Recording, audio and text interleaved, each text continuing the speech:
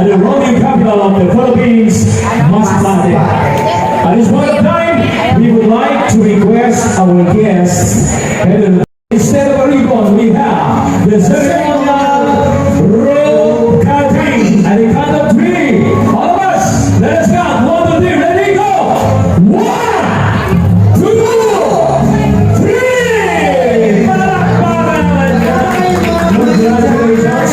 And now, the ceremonial toasts. Again, instead of wine, we have the ceremonial toast. Dalawa lang, man. Dalawa lang, okay? So siguro lang yan sa si Undersecretary Ferdinand Kokoy Jumapaw ng DOT. Ladies and gentlemen, the ceremonial rodeo toast. Cheers for the success of the 27th National Rodeo Finals. Thank you so much. Palakpakan naman Fresh milk. Fresh cow's milk. pure cow's milk, fresh milk. Thank you so much. We'd like to request now to please come on the stage, our guests. Thank you so much for joining the rodeo ceremonial. Thank you so much, Chief Neri and Union. Alright, mga kaibigan, let us witness the barn dance of the best national students. We would like also to invite everyone to witness on April. Alright, ladies and gentlemen, palakpakan muli natin ang the best Amscot barn dancers.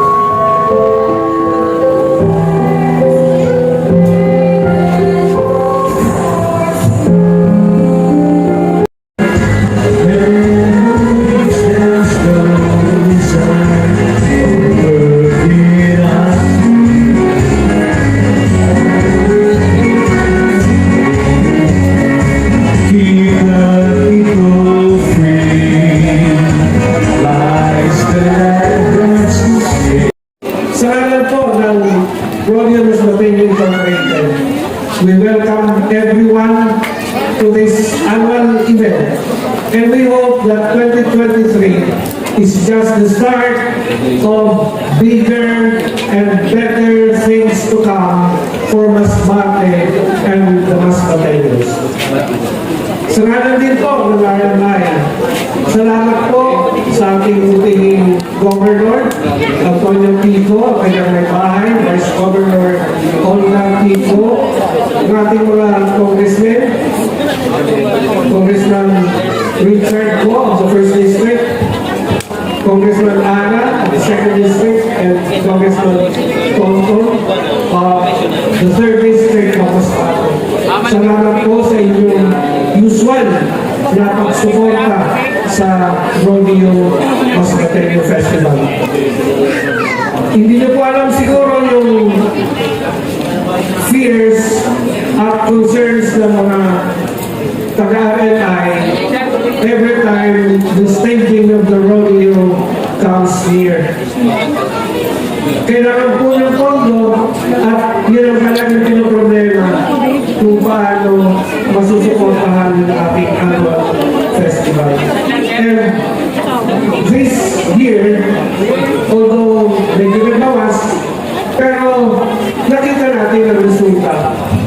Ang ordinary Masbateño ay inaraw na ang rodeo festival is our own. Atin ito sa atin ini. Kaya Xavier University, puti ang kanilang uniform. But this week, sa isang linggo, habang naglalaro, magiging dirty white na po yan. Painting manager of PSU alumni, you are needed by our rodeo director, Gisela Bozo. Next year, Enter the PSU alumni. Please report to the bar stand. We also have Xavier University rodeo enthusiasts. Ayan. next we have Central Bicol State University of Agriculture, Rodeo Club. We also have Central Bicol State University of Agriculture, Wranglers Rodeo Club of the Philippines Incorporated. Kompleto. We also have the best MSCAT of Mandaon Masbate. We also have Visayas State University. Ayan. Next on the line, we have Mountain View College of Bukidnon. We also have Central Mindanao University Society for the Advancement of Animal Science. Next, Xavier University Builders. Abul Riders. Builders parang di bilang builders.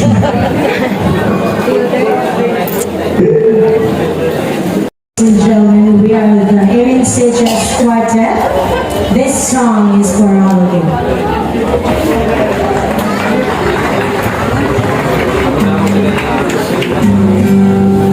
Almost heaven, West Virginia, Blue Ridge Mountains, Shenandoah River.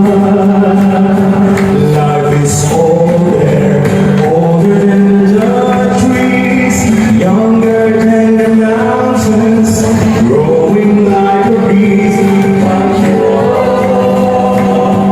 Take it all.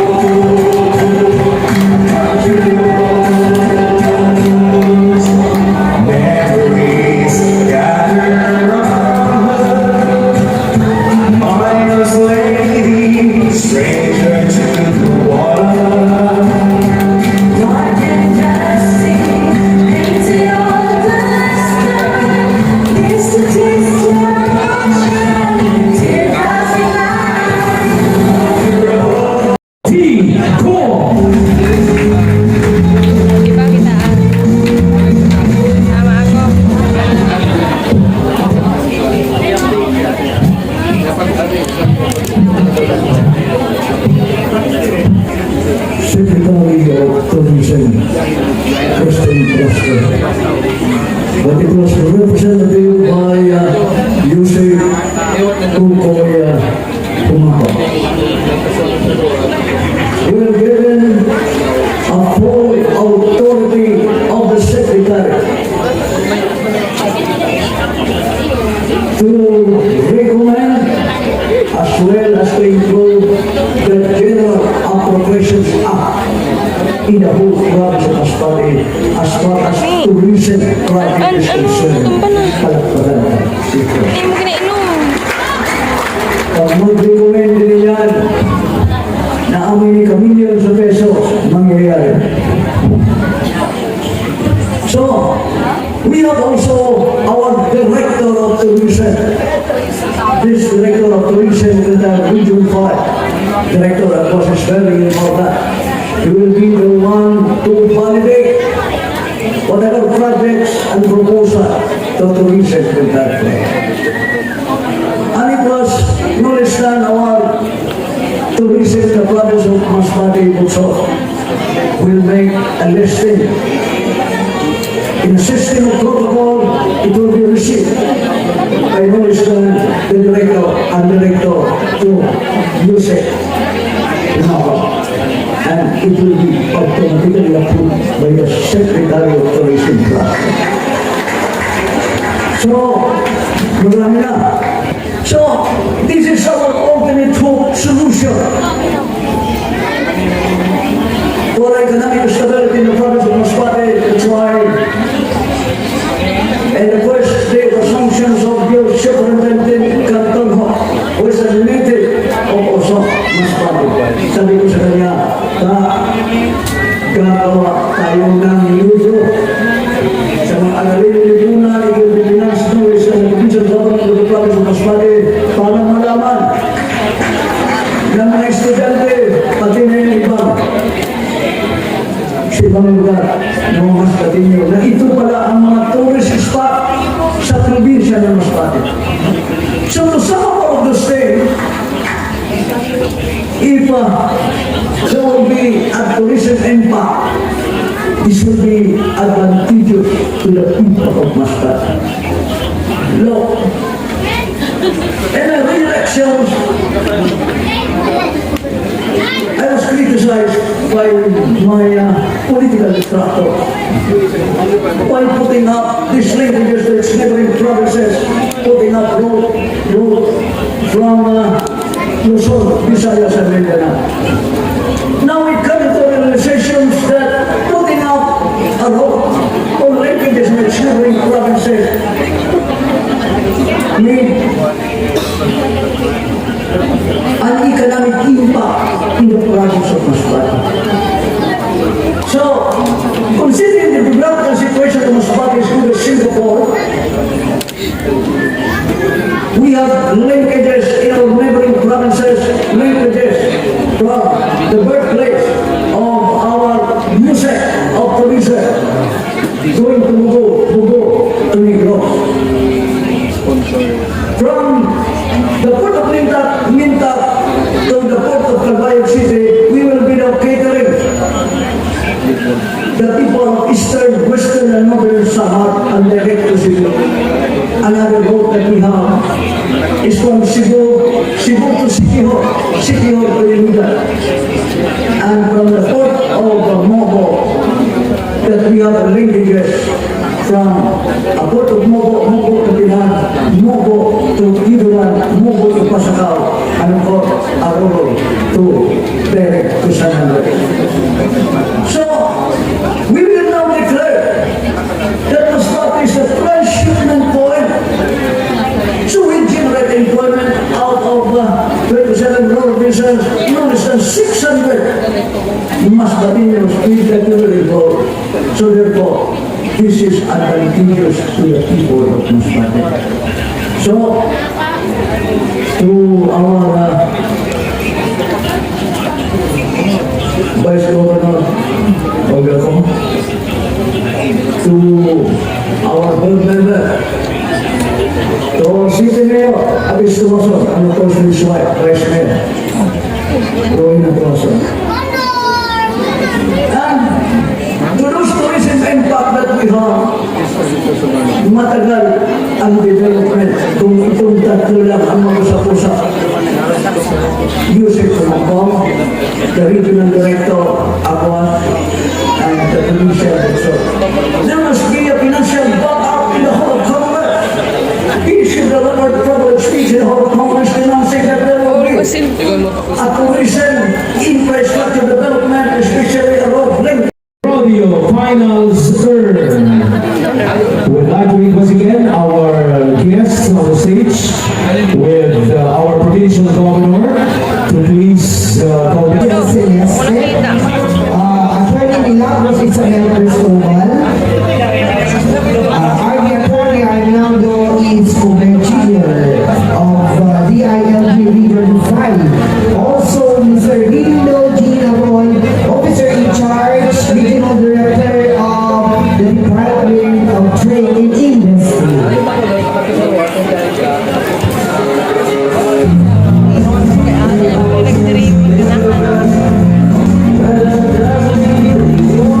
Ladies and gentlemen, you are watching the ceremonial lighting burn.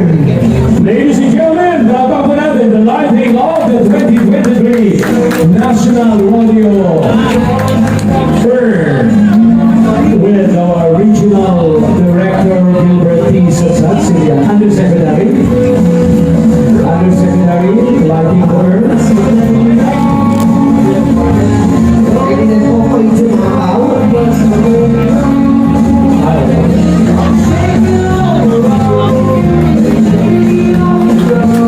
This is a symbol of the end of, This is it. After 3 years, I've been mentioning this. After 3 years of hiatus, we're back on the Philippine map.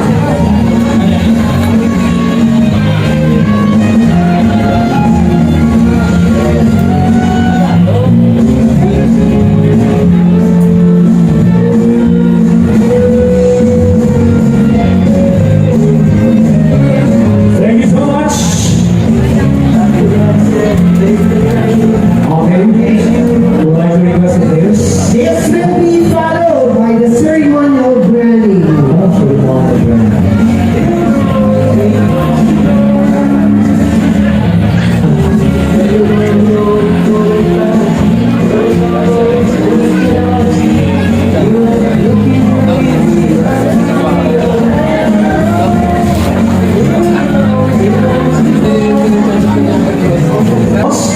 Madam Cynthia Caradang. Ang lahat pong mga RMI Board of Directors. Yoyo, ibubuhat na kayo. Mr. Edwin Du.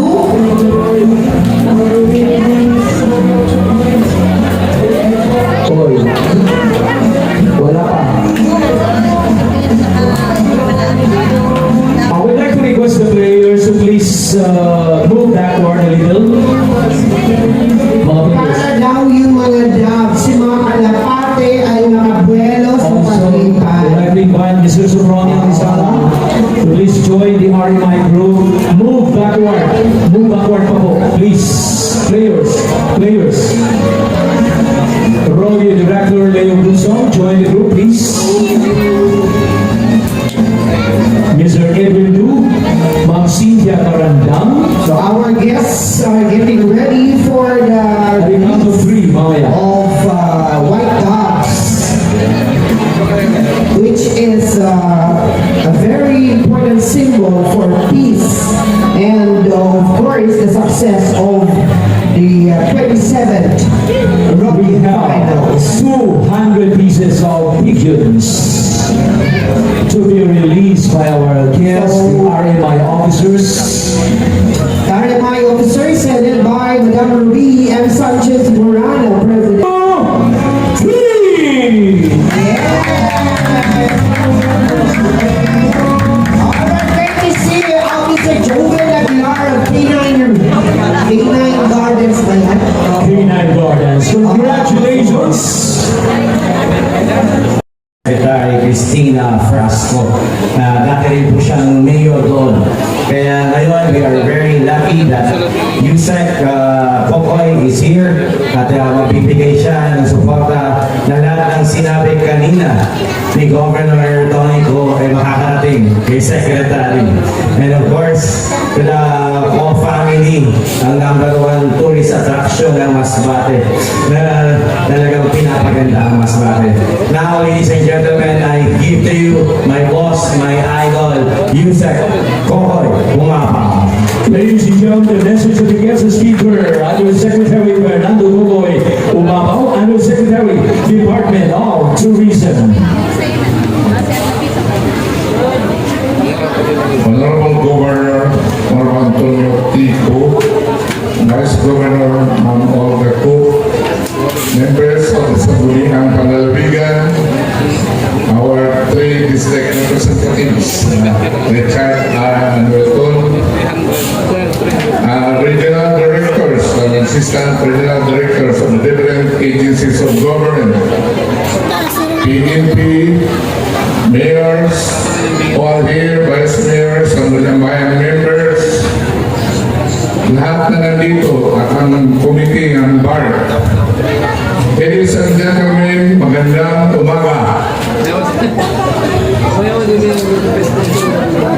I congratulate the 27th Rodeo Festival. So, masipang papa, palakpakan natin. Vice Mayor of the Municipality of San Jacinto, Vice Mayor Lenny Arcenas.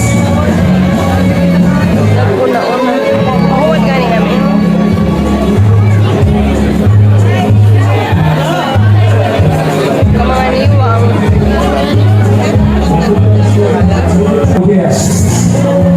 Lahat na siguro na nasa stage.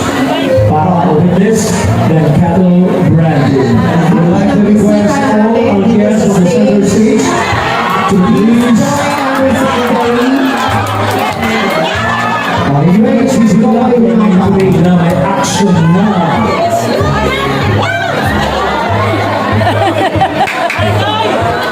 Minsan na mag-invite daw, isipon niyo.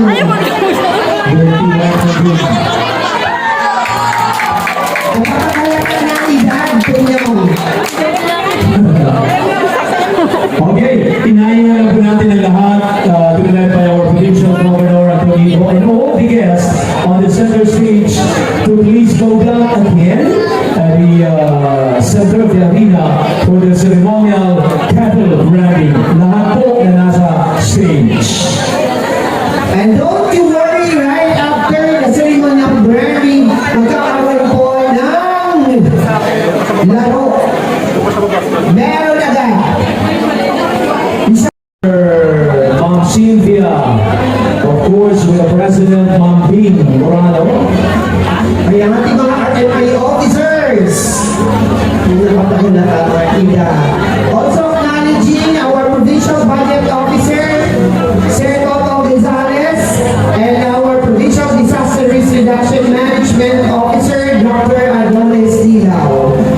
Siyempre, kasama na dyan ang ating execution team mula sa PDRMO at Red Cross. Mamaya, we will acknowledge all partner agencies who have contributed. Dr. Arvin.